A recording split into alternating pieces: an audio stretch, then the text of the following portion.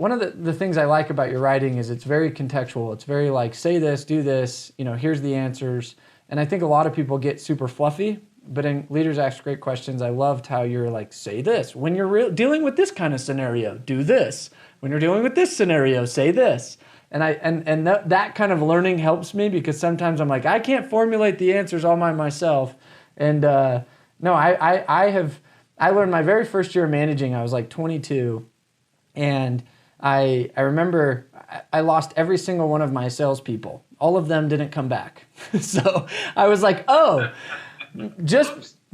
so my first question is, does everyone make a good leader, or what makes a good leader? You've written more material than anyone in history on leadership. What makes a good leader? Because I remember that very first year I got my butt kicked and I was like, oh, I need to learn how to lead. This is a thing. This is like this is a quality I can learn and develop. So like, what makes a good leader for you?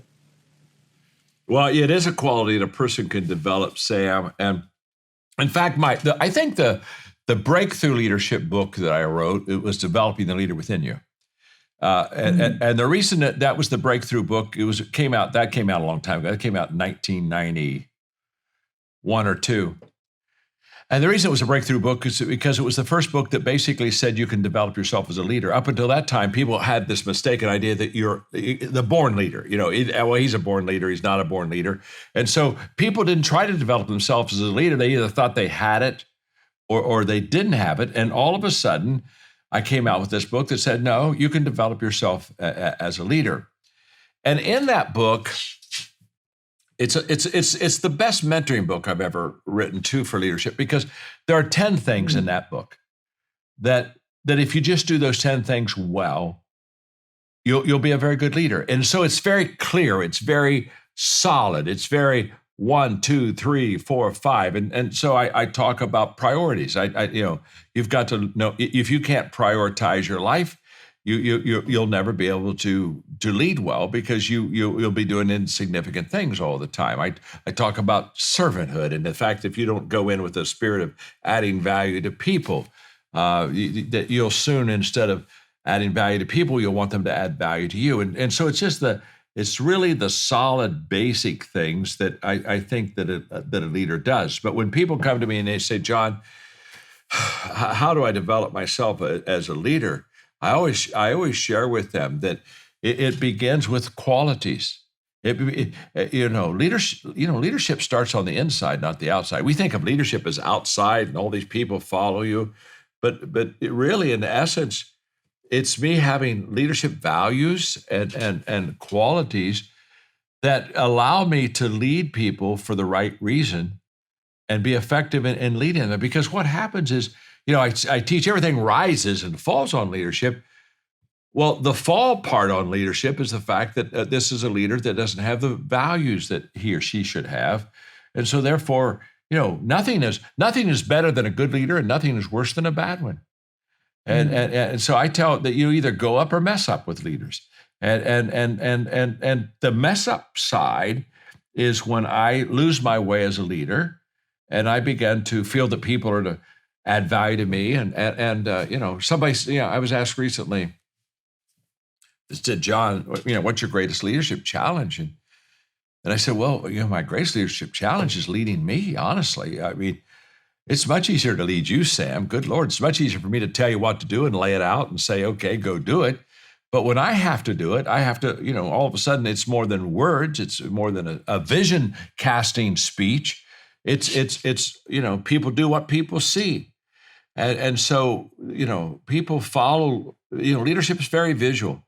And so I tell leaders all the time, if you have good values, if you're the right person, the leadership skills, you can learn those. But now people will have a reason to follow you. And it's not, they're following you because you're such a great leader. They're following you because you're such a great person.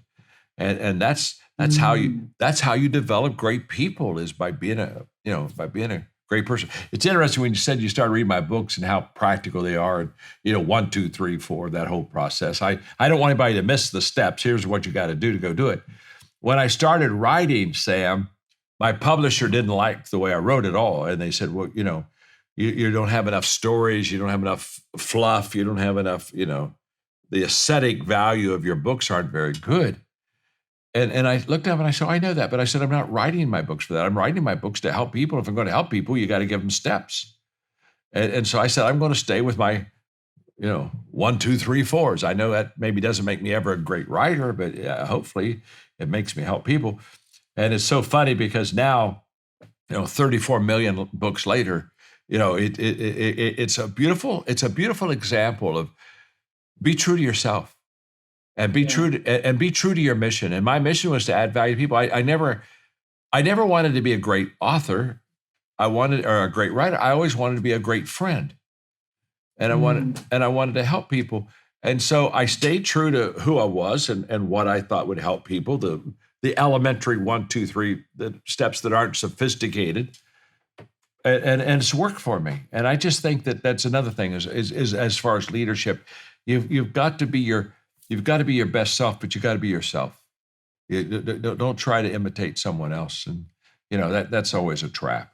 I love that. And I think one of the questions I was going to ask was, if you had to, speaking of leadership qualities and being yourself, like, let's hypothetically say you erase everything that you've accomplished over the last 50 years or whatever, and you weren't an author, you weren't a public figure, you weren't a speaker, and you were to have to start over today, what would you do? Like, what would you do different? If you could go rewrite the script back 50 years ago and say, hey, I would have done this, or I would do this, or I would be focusing more on this, and this is the identity that I would create. Is there anything that you would have done different, or you would?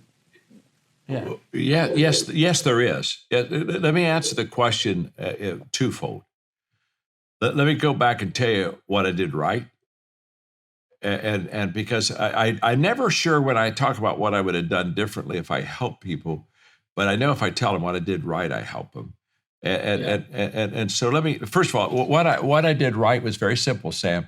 I determined every day to add value to people. Period. End of story. We're done. Every day I'm going to be a plus. When I come along, you, Sam, when I'm done with our interaction, you're going to look at me and say, he just added value to me. Because that, and that's simple. And I tell people, anybody can do that. So, I mean, this is not complicated stuff. In all relationships, we are either a plus or a minus.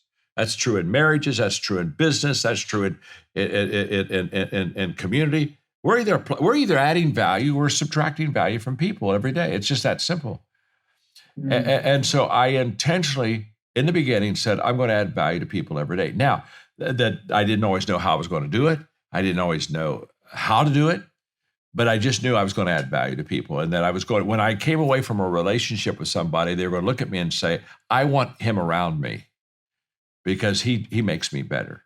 So that's what I did right. It wasn't a career choice. It wasn't like I was brilliant.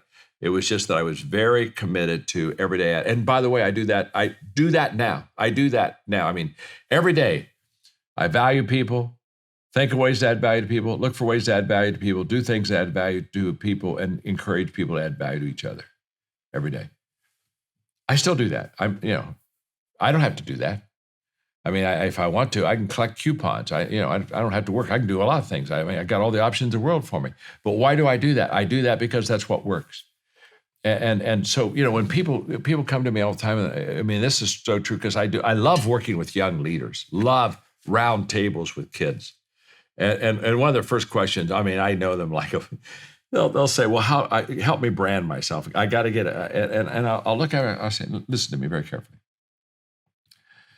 Just get good. Could you get good?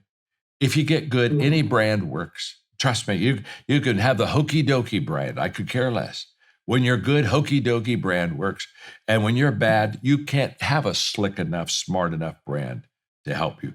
Because what eventually happens is you show up. And you either show up good and adding value to people, or you show up bad and you're taking value from people. And so that's what I did right.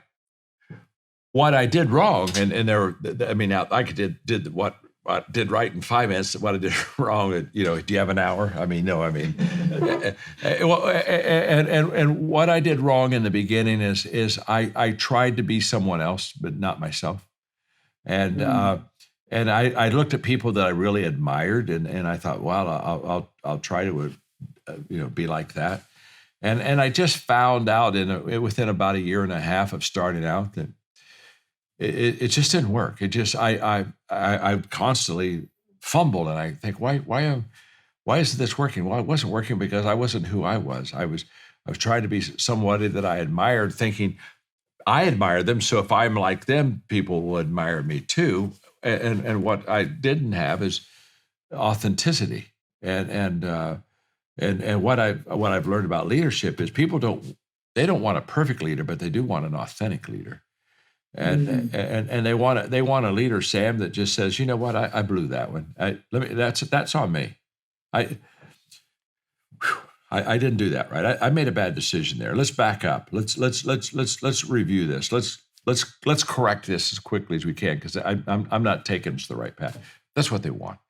And it takes a little time and confidence and to get that, but I got there. I got there, in fact, fairly quick, because I realized what I'm really good at is I'm good at reading the situation and saying I'm doing good or I'm not doing good here.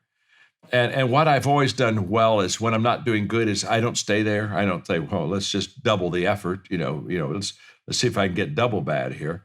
I pull away and I pivot. And that's a word that we use in COVID now.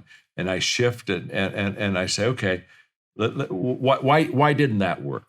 And what do I need to change? And I've always been very willing to back out and say, hey, we got to do different. We got to do better.